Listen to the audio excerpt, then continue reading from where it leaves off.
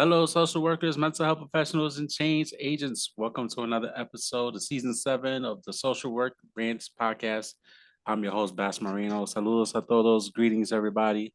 Thank you for tuning in, tapping in wherever you are watching or listening to this podcast. Saludos a todos. Gracias a todos por su apoyo, escuchando o viendo el podcast. Um, Thank you, everybody, for taking the time out, consuming the content, following the pages on all social media, listening to the podcast, rating the podcast, continue to like, share podcast episodes, however you consume the content, whether it be video or audio or even both. Um, Continue to follow the podcast on all social media platforms. At Instagram at the Social Worker Rants Podcast. That is all one word. At Twitter, yes, it's still on Twitter. Elon's not scaring me. Follow, follow at Social Work Rants on Twitter and Facebook, aka Meta. Type in the Social Work Rants Podcast. Hit that like button on YouTube. Hit that red subscribe button. And again, on if you listen to the podcast, whether it be Spotify, Apple, rate the podcast, subscribe, download podcast episodes. Some of your favorite IG social workers that have been on the podcast. And yeah, this week's episode, we're gonna continue to talk about finances and social work because I feel like it's not talked about enough, other than these damn student loans that the clock is ticking. October is gonna be here fast and furious to be paying and start budgeting now. Get that hot girl summer, get it in before before October come and budget for the fellas, get those haircuts, get those flight outfits ready, like because we gonna have to start paying back these loans with this interest, and people are getting forgiven, but not everybody that I know, and I'm not yet.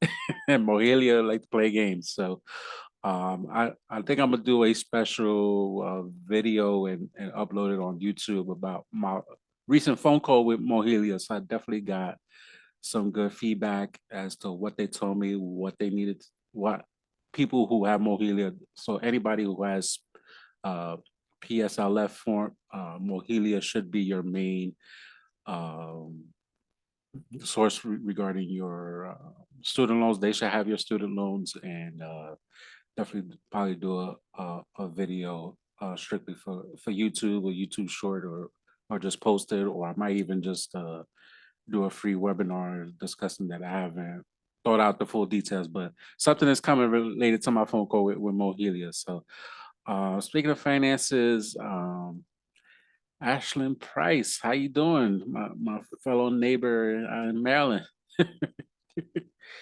We're talking some finances today. How's it going? Hey, hey, hey, what's going on? Things are well. Thank you for having me on the podcast. Of This, course. I am super excited. We met, how do we meet? We met at a social work event Oh here yeah, in, that's right. yeah, we met at a social work event here in Maryland, and we just really connected. I kind of told you what I did and what you did, and we, followed each other on social media and supported each other that way.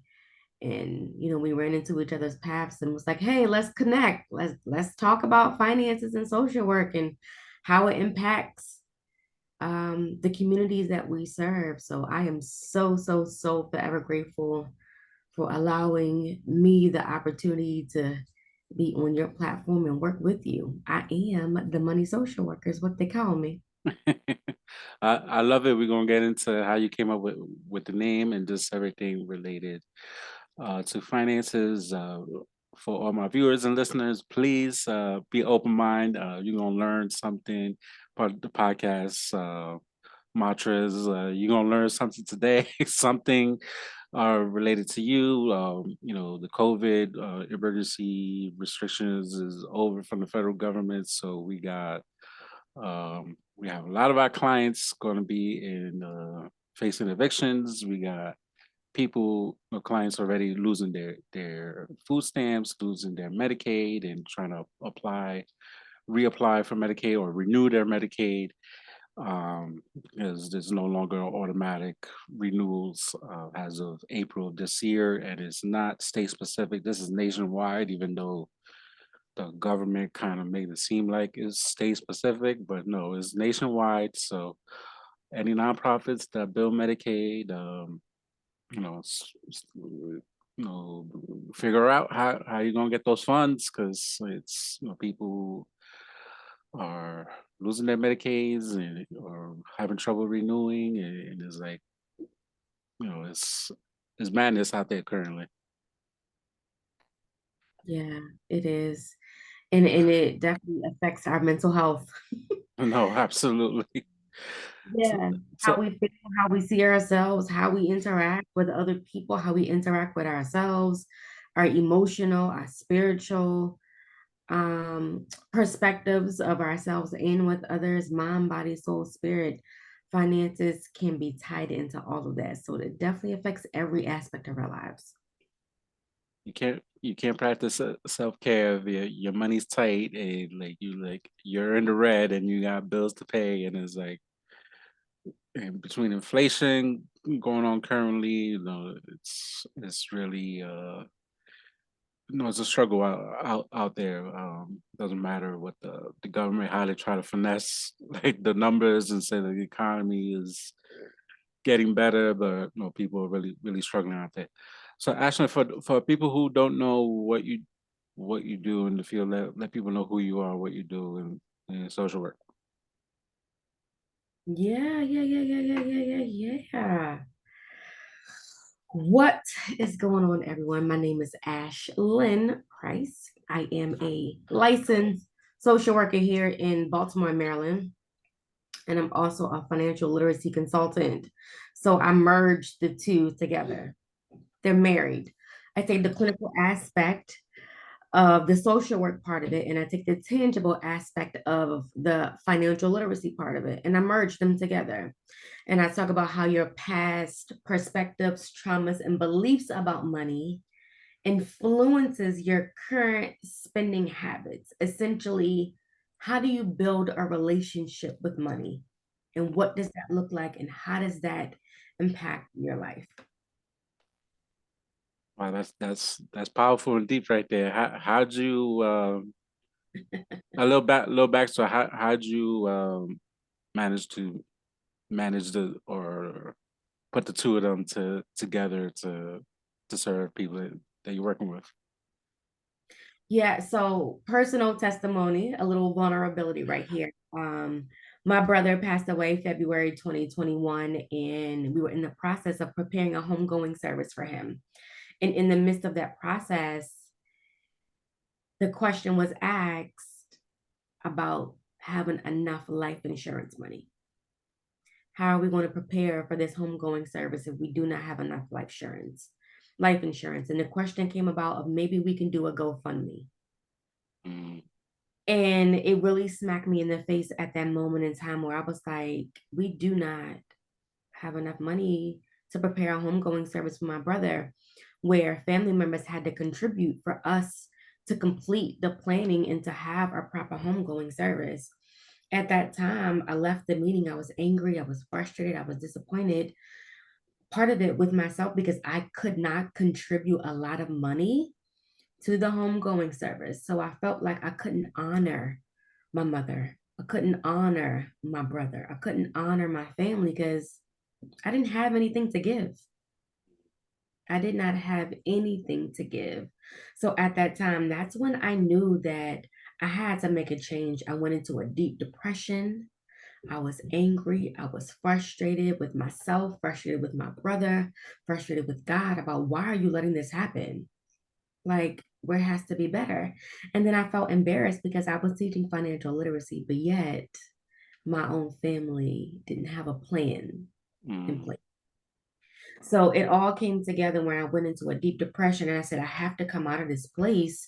And that's when I start merging the two together. Let's talk about the clinical aspect of how did I feel in that transition and why I felt that way. And let me build a relationship with my finances so I don't ever have to go through this process again or anyone that's connected to me, they don't have to go through that process and go through what I went through. So I took those two aspects of my own personal story, my own testimony, and I merged those two together to start building my own relationship with my money. Mm, that's powerful. But my condolences for your loss. Mhm. Um, and it's funny because that's kind of like the very, I would say, maybe I wouldn't say the birth, because there's always been different stages of life that kind of, you know, about finances and money and having, when you're in a relationship and you married, I was married once, and it was always a battle and an argument over money, and when my ex-wife passed away, like you mentioned life insurance, and I thank God to this day that I had got life insurance on, for her, because her health was, slowly deteriorating, and has I come up on the 7th year anniversary of her passing, as of this recording this week. Was like probably like the best decision I ever did, and which led me to, when she passed, still having some money. That became my initial, like, uh emergency funds, like, after, because death is expensive. People don't want to talk about that, but when somebody passes away and there's no life insurance, we're looking at, I don't even wouldn't even know how much it is now post COVID, but even during COVID, like when my mom passed away and tried to get her cremated, it was like her little life insurance didn't even cover the cost of getting her cremated. So, and then like kind of, and learning about life insurance and try to get more bang for your buck, and all that, which is important and not discussed enough, and not discussed definitely in our Black and Brown communities, because always, you mentioned the GoFundMe. Is always with the GoFundMe, or I was like, I knew somebody, a friend of mine from high school, who passed away, and he was an electrician. I was like, well, like, he should have had a union. Like, why? How come he don't got life insurance? And I saw the GoFundMe. I'm like, but he got a union job. What's up with the GoFundMe? So it's definitely, we need to get out of that, best way possible, and start young and just pay. Life insurance is not expensive, and it's something anybody can have, to get, as long as you're in relatively good health. I know COVID played a big part of these insurance companies not wanting to offer life insurance. Like, even if you had like high blood pressure, they were denying coverage for people. So it was like, had to like work around different things to try to get something.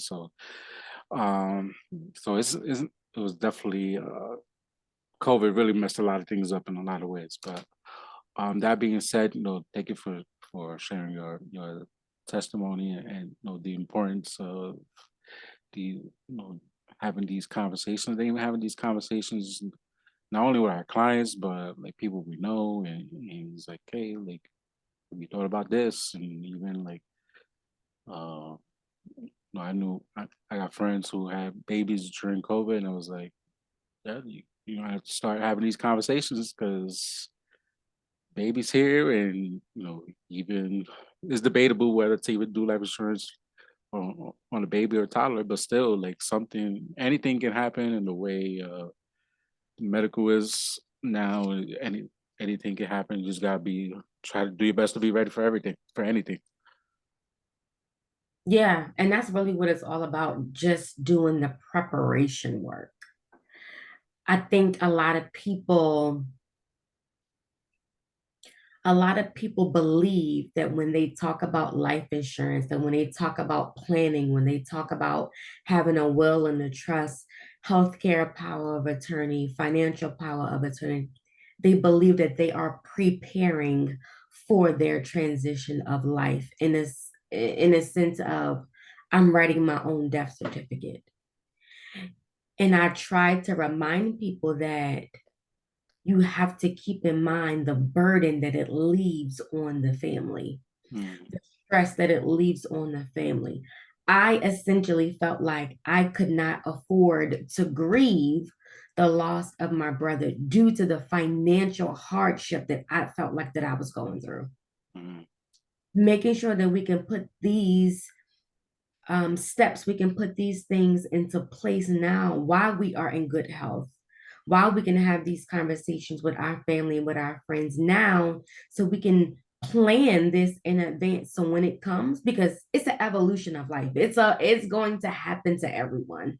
It's inevitable, but it's making sure that we prepare ourselves and be responsible with having these types of conversation and know that it affects every part of a person's life, your emotions, your feelings, spiritual, mental, mind, body, and soul. Your finances is connected to every part of you, which goes back to making sure that we have these appropriate parameters, these appropriate foundations, these appropriate boundaries, financial boundaries that we have in place for ourselves and with others, because that's how we relate. That's how we have these conversations with the world.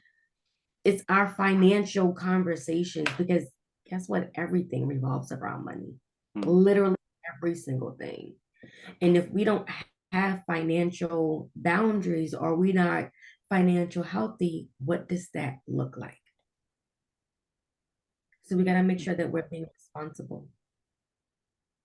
No, absolutely, and I like how you use the terminology financial boundaries, because yeah, it's you gotta have a boundary with people or with systems, and it can be pulling teeth, like try to like somebody got to trust or whatever, or life insurance, and it's just making the phone calls, and it's like calling Social Security and providing like death certificates, and then you get the death certificate. Even looking at it constantly is like while you still grieving, it is traumatic. It's like you like double grieving, and it's like uh, Yeah. uh looking at death certificates, and it's like, especially when my ex-wife passed away, and then when my mom passed away, it was like I don't want to look at this anymore. But then like I need it because I got to do this, and then I need to do that, and so it was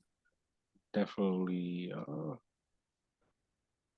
hard thing to kind of go through, and but you need stuff, and just calling Social Security, and like you might get the death benefits, for kids and stuff, and that's something that's not Mhm. talked about at all. Like if you got a partner, and the partner been paying into Social Security, and they had Social Security, I think at the time was like 40 credits, Social Security working credits, that the surviving children can get, death benefits till they're 18. So kind of, yeah, you could use that money for anything. So it's just a way to, to save, or vacations, open up accounts for the kids, investment accounts for the kids, like whatever. You can do anything you want with the money. Pay the rent, pay mortgage, whatever you want to do with that money. That's something that's important, and I don't see anybody talk about that. Mm-mm. And that goes by like death is like one of the most taboo subjects out to Yeah. really kind of talk about, like finances and death.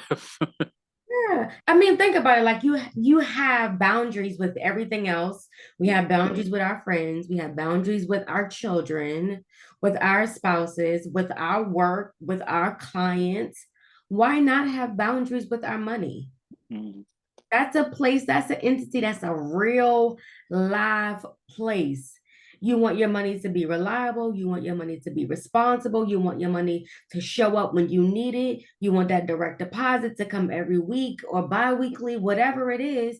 You want it to show up for you, and you want it to be on a consistent, reliable basis. So how do we protect those boundaries? How do we protect our finances? So most people think about, well, what are financial boundaries? Like, how do we even put those into place? What does it look like? I don't even know what that is. I've never been taught. Mhm. And literally, financial boundaries are just the expectations you set regarding your financial interactions with others. It's the way how you interact with the rest of the world from a financial perspective. Give an example. What does that look like? Yeah, so for example, I make sure that I pay all of my needs before I tap into my wants.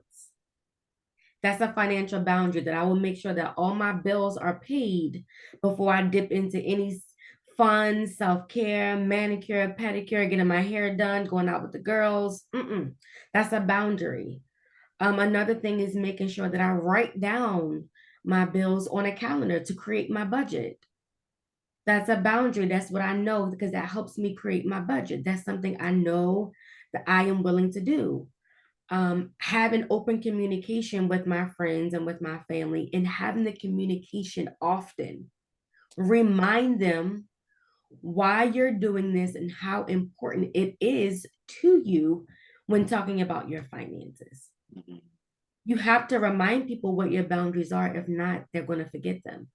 And if they forget them and then you forget them, who's responsible? Right. No, Who's that's true.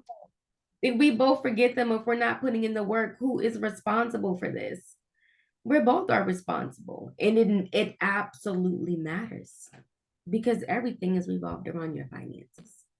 So we have to make sure that this whole realm, this new thing of self-care, this new thing that we're talking about, right? The pivotal point of self-care that we're always talking about, that we're always preaching about, that we're always saying that we are going to practice more self-care and consider ourselves and we want to live gracefully.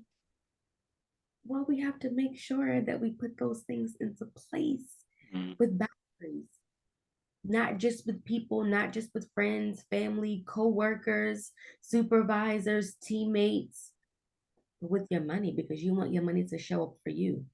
The same relationship you have with people is the same relationship you need to build and have with your finances. You really can build a relationship with your money. And it all starts with your expectations of money. What are they? What do they look like? How do they show up? What is it? What do I need it to do? Is there a give and take? Is it a needs versus a wants? Is it a supply and demand? Is it a take, take, take? And I only give, give, give. Is it I want my money to show up for me only when I need it? Or is I want my money to be considerate of me. I'm so grateful to be able to pay all my bills. What are you speaking to yourself and Mhm. to about your finances? No, I love that because you really can't really practice self-care or even be intentional to practice self-care if you're stressing about money. You're stressing where like I got all these bills and then then something emergency happens that you gotta like I just had to pay like $2,000 to get my four tires fixed and my brakes that like didn't plan for that to happen. that Right, that right, right, that went there went 2 G's that it could have been in my savings account or in my in the stock. I could have got a couple more Apple Microsoft shares. right, right. I mean, I also think we forget about why financial boundaries matter. They matter because we have instances where we have a flat tire or we have to get our brakes changed or those what ifs, those you get a ticket in the mail. You're like, "What? I Mm, wasn't expecting that." But financial boundaries matter because they impact how, when, where, and why you spend your money. Financial boundaries matter because they impact how, when, where, and why you spend your money. That's why financial boundaries matter. And we need to consider ourselves in that space too. Do I consider myself? Do I see myself as being worthy, deserving, valuable, and I am worth the investment? I know my finances matter to me. Do they matter to you? And why? They impact how, when, where, and why you spend your money. No, that's deep, but so important. I want to touch on this financial trauma that people may have. Like people may come from like broken homes. Like reason people get divorced. Number one has to do with money. That that gets taught all the way down from social work, just life in general. That's the number one reason people get divorced, arguing over money is not enough or whatever. One person works, the other one stay home, or both people work, and just like I said, inflation, depending where you live at, um, New York, LA, DC, all of Cali is expensive, and it's like, no matter where you at, things that used to cost like $2 now cost like $4 for the same size, or they even like reduced it and still it's still charged extra. So Yeah. um people grew up in quote unquote in the hoods, and like people not living past 25, 30. It was like, why should I start like even a nest egg or whatever, even think about finances where like in my community, like there's chances I'm not going to make it past 25, 30. So why think about that stuff? Like what's your take into all that, like the trauma people are going through? We still now seeing like the very beginnings of the aftermath of COVID, and like I mentioned before, people going to housing court, like people weren't paying their rent or stuff. So now they go into housing court and all this stuff, and like I said, people losing health insurance, or more people trying to apply for like Obamacare, ACA, and not being able to pay the premiums for it. So it's like what like what are you seeing in terms of that aspect? Yeah, it's everywhere. Financial trauma is literally everywhere and it affects us more than what we see and what we believe. But I also think some of it goes back to our past, our past perspectives. For example, like you said, if I grew up in the hood, if I grew up in a project, if I seen my parents live paycheck to paycheck, if I had to go to Goodwill to get my clothes and to get my shoes, um, if I was teased in grade school, middle school, and high school, now that I can't afford it, now that I have a break, now that I say I don't have to pay my rent for 6, 8 months at a time, or I weren't paying my student loans for 6, 8 months, a year at a time, I'm going to make sure that everything I can do in my own power, I'm going to make sure that I can do and I'm going to look well. So a lot of that traumatic goes back to our parents, goes back to how we seen money, how we connected to money. Did we have a piggy bank? How did our parents pay bills? What was their interaction like with money and with finances? Most people, a lot of people want to keep up with the Joneses, right? As they Mm, say, keep up with the yeah. Joneses, and they want to look good and they want the latest clothes, shoes, jewelry, bags, what have you. But have we ever considered why? Like, what happened in your past to say, why do I need to keep up with the Joneses? Now that I'm able to afford it, I'm going to have every Jordan, every Nike, every Adidas. My clothes are not going to be overlooked or wrinkled. It's because when I grew up, I had to go through that as a child. So now that I have the place where I can control it and I have the influence, I will never be able to go through that ever again. And I think a lot of trauma starts with our childhood. It's an unconscious thought Mm, that but don't connect. Dang, I didn't consider that I was growing up and I was teased in grade school as to now when I get my paycheck, I'm fly. I'm splurging everything on money. Yeah, the disconnect was when, as a child, you didn't have the latest shoes and clothes, but now as an adult, I can purchase whatever I want. So I have to keep up with the Joneses. Mm, There's a disconnect some kind of way. So, financial trauma comes a lot from our past, how we seen money, our perspective with money, how we interact with money, how we seen people pay bills. Did we have these conversations in our childhood? Or if we did, what did the conversation look like? right. What were the conversations? Because some of us did have the conversations. Like, not everyone, not every family did not. Some people actually had the conversation. But what did the conversation look like? Mm. And how do we impact our community with moving forward with those conversations?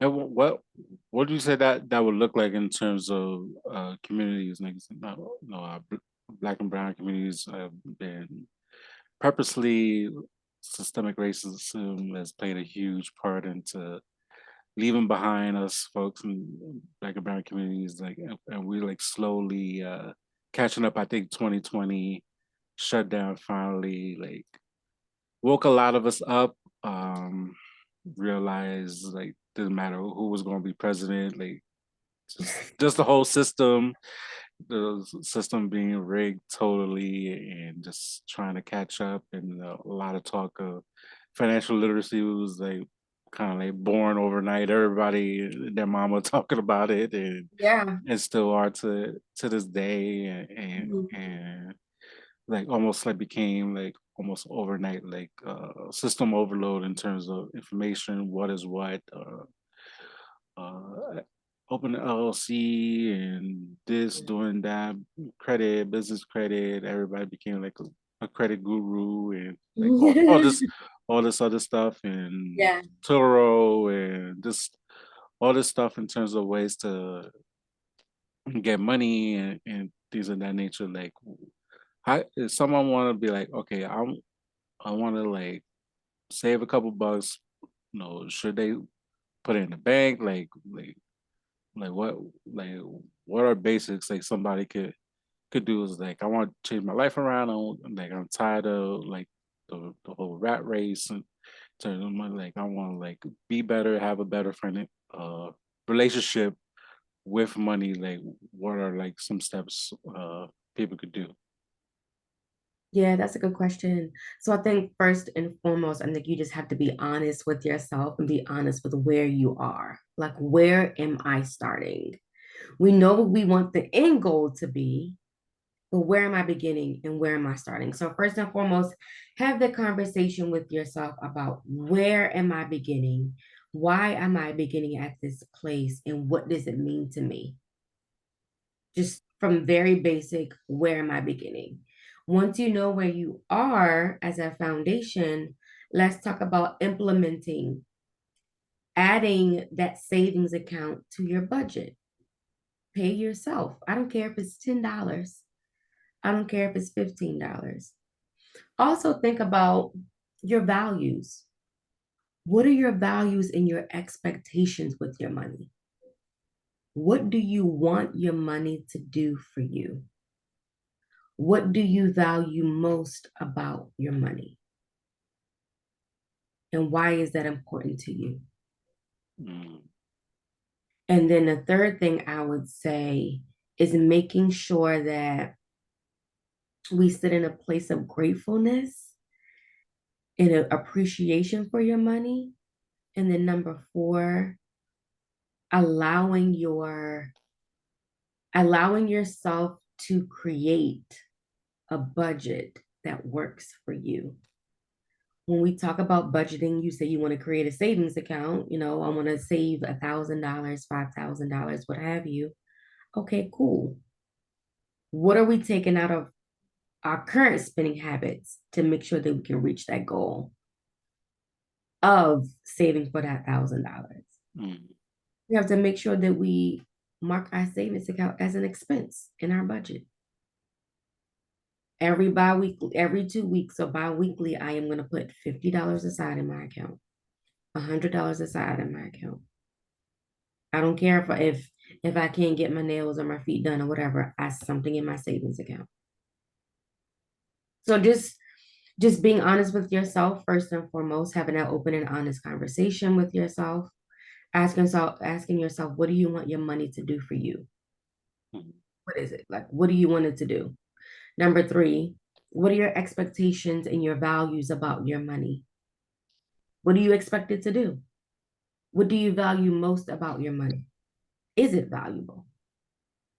And then number four, make sure that you add your savings account to your budget and to your expenses. Pay yourself. Pay yourself. Yeah, I like that. There's good tips. Money and just social work. There's always this battle like for years. Is like, but I'm not in it for. I'm in it for the outcome and not the income and all this other nonsense. And myself, I've always been in it for the income as much as the outcome. Whether it be you change jobs, as the job is offering me more money, I'm leaving. It's like, um, or even just how I got into social work was like I was unemployed and I needed a job, but like there was a job.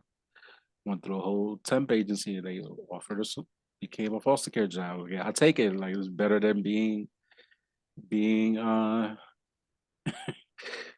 know being home doing nothing. So it was like, um, let's go to work and have some money in my pocket. So it's always been as much as the income as the outcome, and even make sure bills are paid. Like as I got older and got my first apartment, paying rent, and became like car payments, and then it's like student loan payments and all this stuff, and try to balance everything. And when the money was really really tight, it was like, all right, I can't have that Dunkin' Donuts and start coffee, and then became that $1 McDonald's coffee. So it was like, or bringing coffee home from work, and luckily I've had jobs that they offered coffee at work for free. So it's like, um, and just little things like that that kind of like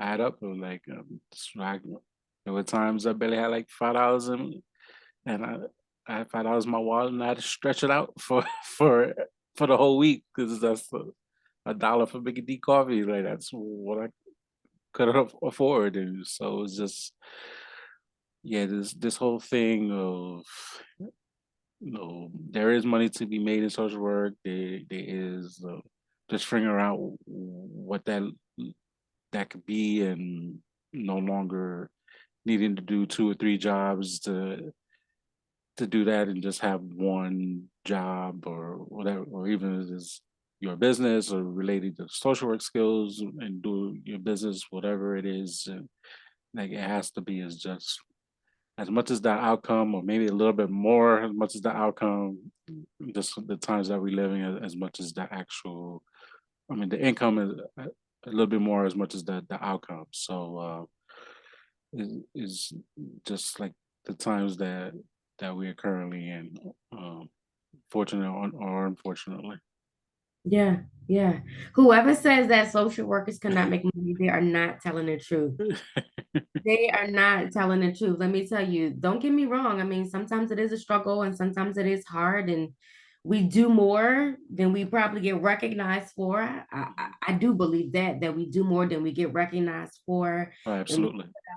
and we put out and we manage and we become mediators and therapists and fathers and aunts and uncles. Like we put on all those different hats and working with clients.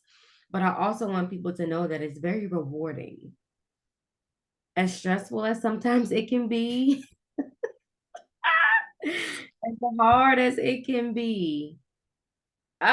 Believe me when I tell you there is a reward in the work of social work. There's honest reward in the work of social work. And don't let anyone tell you anything different. We do make money. We can have multiple streams of income. There's a lot of things that we can do in the realm of social work. We don't have to live paycheck to paycheck. We are human service workers. But we can also be consultants, and we can create our own schedule and create our own income and create our own money. So the income is just as important as the outcome. Let them balance you out. Let them go 50-50. Let them do 100-100. One should not supersede the other, although we all have basic needs that we all have to meet, clothing, living, shelter, all of that fun stuff. But let me tell you, it's very rewarding, and I'm so appreciative of the field of social work and the flexibility. Like, we can wear a lot of hats. Yes. We can wear a lot of hats and we can do a lot of things. So I'm forever, forever, ever grateful for the field of social work outside of financial social work, my license, and everything else that I can do with it. Forever grateful. Now, you said you're out of Baltimore, and a rich history of the city, and it gets a bad rap. And this, the mayor, he's trying, he's trying, and the new governor, Maryland, they trying. And I saw something the other day about I guess the son of the owner of the Orioles, they try to revitalize, I guess, more of the surrounding area surrounding where the Orioles play. Like what are you seeing in terms of like people in the community, in terms of like finances, or just a little bit of like Baltimore in terms of like finances, whatever that you do know, whatever that have you seen? Yeah, so honestly, it's like 50-50. Because it's a lot of building up here in Baltimore, a lot of building up here in the city. We have really good schools here, really good connections. Morgan State University, John Hopkins University, very prestigious hospital and university, is here, along with the University of Maryland, very prestigious hospital and university, Loyola, Towson University. So we have a lot of good, rich history here, a lot of good museums here, a lot of people who put in a lot of work. Here, that's in the system, in the city. I think on the other hand, there's a lot of gentrification, a lot of redlining that goes on in Baltimore City. We are predominantly brown and black and brown community here in the city, and those who are not of the black and brown nature, they live in the other side of town, the other side of Baltimore, where the high rises are and the condos are and those million-dollar homes. But that's still a part of who we are. That's still our culture. That's still our richness. That's still what we do with the murals on the buildings and the kids outside. And like, that's still who we are. But even down to the financial literacy part, it goes back to what we see. You'll see more abandonments. You'll see more people homeless on the street. You'll see a lot more methadone clinics and substance use programs. So I think all of that kind of goes back to how we see ourselves, and it's hard and it's a transition.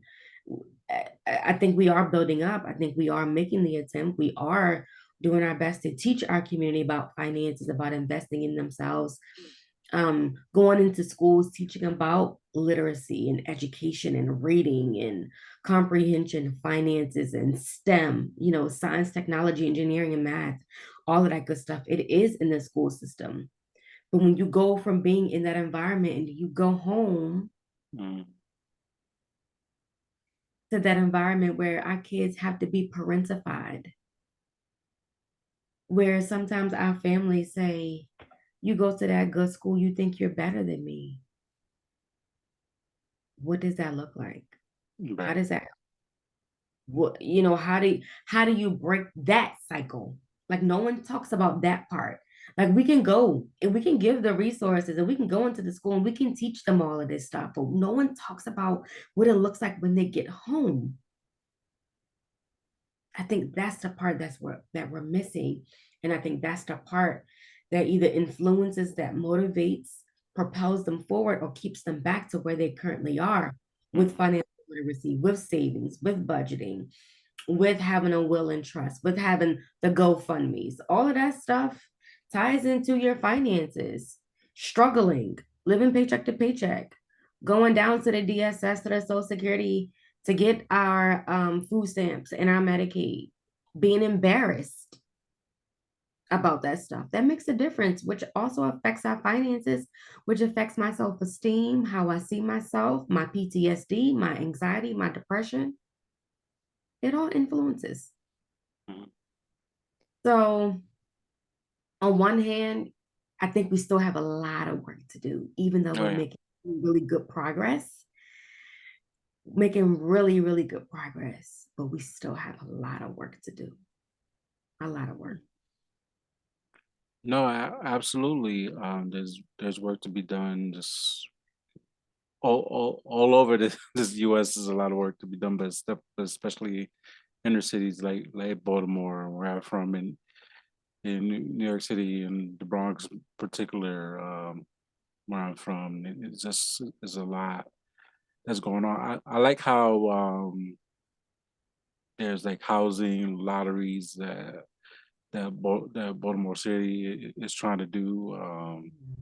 Particularly like you have to be a resident, and they try to make it very intentional so that out of state investors don't come in and take up all the Yeah. housing because it's very cheap, and try to Mhm. like really try to gentrify even more than it already is. So or trying to be like you mentioned redlining. That's a huge big thing that a lot more our social workers need to know about, especially if they work in different housing programs or like now with all the stuff with housing that's been happening the last couple years. So Mhm. because it's definitely plays a big part into why cities are the way they are, why things are the way they are, and it's and it's stuff that's happening, continues to happen, and it's like why people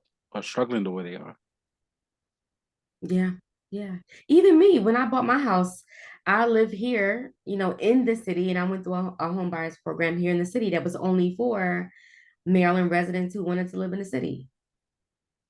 Because they want to build the city up with people who want to purchase homes, who want to invest back into the community. And Mhm. I think programs are awesome. I went through a home buyers program and I bought my house in the city and I live in the city and I pay my taxes in the city. And, you know, I serve in the city and I went to school in Baltimore City. So for graduate school. So I think it's good with those programs. I love it. It works. No, absolutely, and more of these programs are slowly coming out, and even programs that are out that that if you work in a rural community that have these programs that you might have to just work a job for a couple of years, but like mentioned student loans, your student loans will be paid for and stuff like that. So there's a lot of areas and like where I live as like wannabe city, but it's really like suburban, and I go down like 10, 15 minutes and I'm like nothing but farmland. So it's like, Mm. it's there's programs out there you just have to look Yeah. and apply for, and so there's stuff, a lot of stuff out there, and Biden's trying to do a lot of stuff to try to help people. So he's trying. Trust me, Yeah. he's trying. Yeah. Absolutely. Absolutely. This is good stuff, and I appreciate you so much for allowing me to be on the platform. This is conversations that we need to continue to have, um, that we can't forget about ourselves. No, We can't absolutely. communities. We can't forget about our clients. And I'm just glad just to be on the platform to have the conversation, just to bring back a little bit of memory, for people can remember to say, hey, don't forget. Don't forget about you.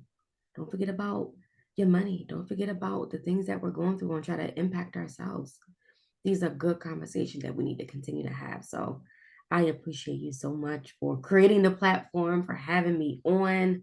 I am excited about everything that is in store. We need to continue to have these conversations, and I'm here for it. If I can come back again and again and talk about new stuff, believe me, I will.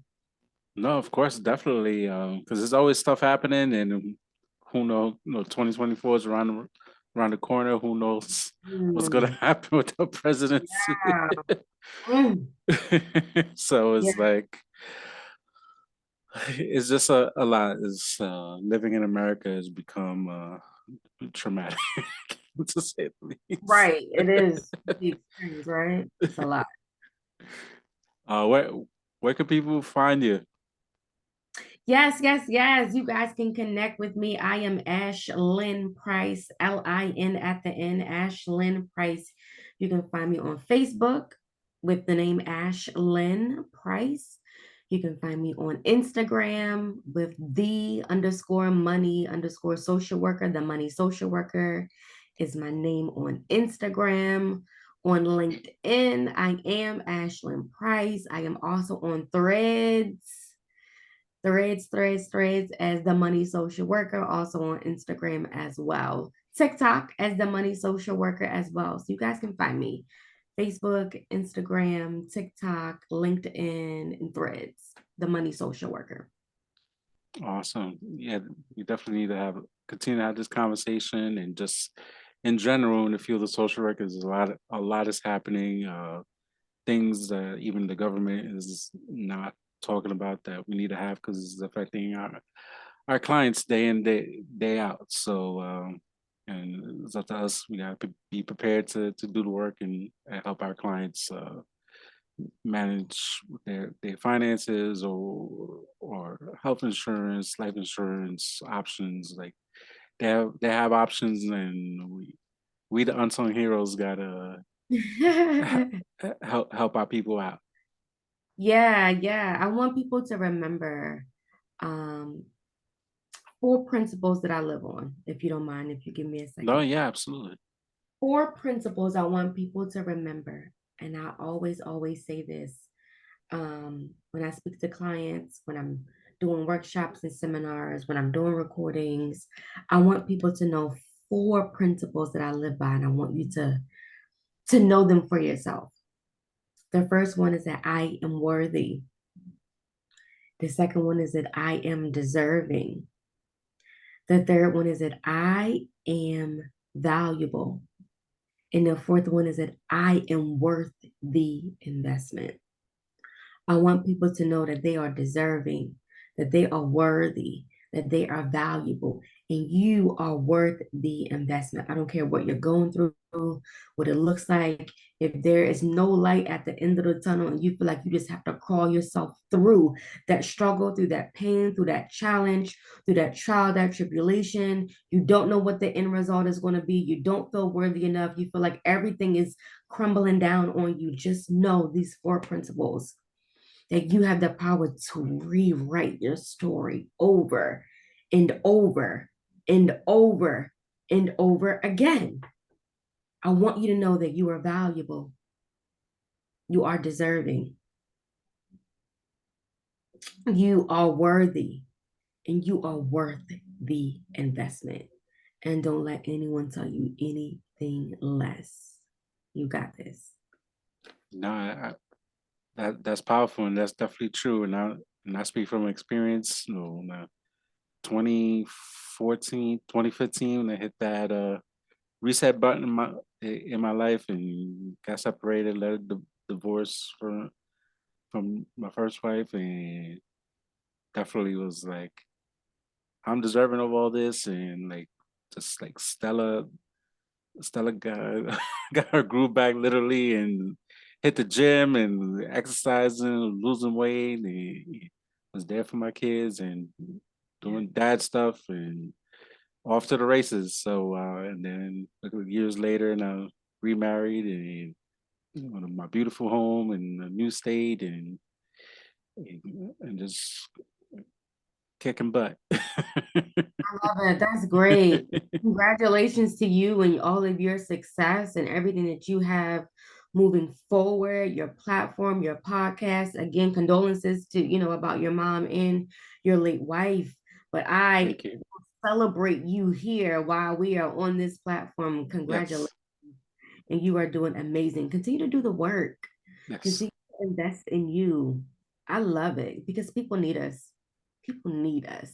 Yes, especially it's People need us. People. Oh, and can I share? I have yes. a um my Breaking news, math breaking news, breaking news. Yes. breaking news, breaking news. Yes, I have a master class that is coming up free, free 99. It does not cost you anything. All I ask is that you register. I will send all the information so you can register and how you can register. Free masterclass coming up in August on financial boundaries. Mm. We are going to dive into what financial boundaries are, why are they important, what do they look like, some possible financial boundaries, how do you create boundaries for yourself. Free masterclass coming up in August. I will send the flyer and the registration link. Yeah, it'll be in the show notes. So you can come support, fellow social worker. We Yeah, got to August 9th. August that's how we met because we we supported another social worker and like 9th, right? connecting. So it's like it's a beauty. I mentioned like this is the beauty of like networking and for social work students who listen to the podcast or watch the podcast and the importance of networking. Like I'm an hour away from Baltimore. I'm like 2 hours and change from DC. I'm like an hour from Philly. I'm like 2.5 hours from New York. So it's like I'm all these major cities and like you know and with hundreds and hundreds of dope social workers that I'm constantly discovering thanks to social media. I'm like, oh, you're in Maryland and you got an event going on. Let me go support. And Yeah, so that's we have to do that and continue because there's so many dope social workers doing amazing things in this field and using the initial social work skills and just kind of like the creativity that's going on currently is remarkable to see online and between Twitter and Instagram and so yeah we need that's how we got to continue to connect and rock yeah, and support. absolutely. I'll send you all the information. August 9th is going to be the first session, I believe. I think it's August 9th. I think August 9th will be the first free 99. It does not cost you anything. All I ask is that you just register for the event. So you can get the Zoom link. It's virtual, so you can get the Zoom link. And you can tune in and we can all learn together. So I am excited. So thank you again for allowing me to be on your platform. Looking forward to it.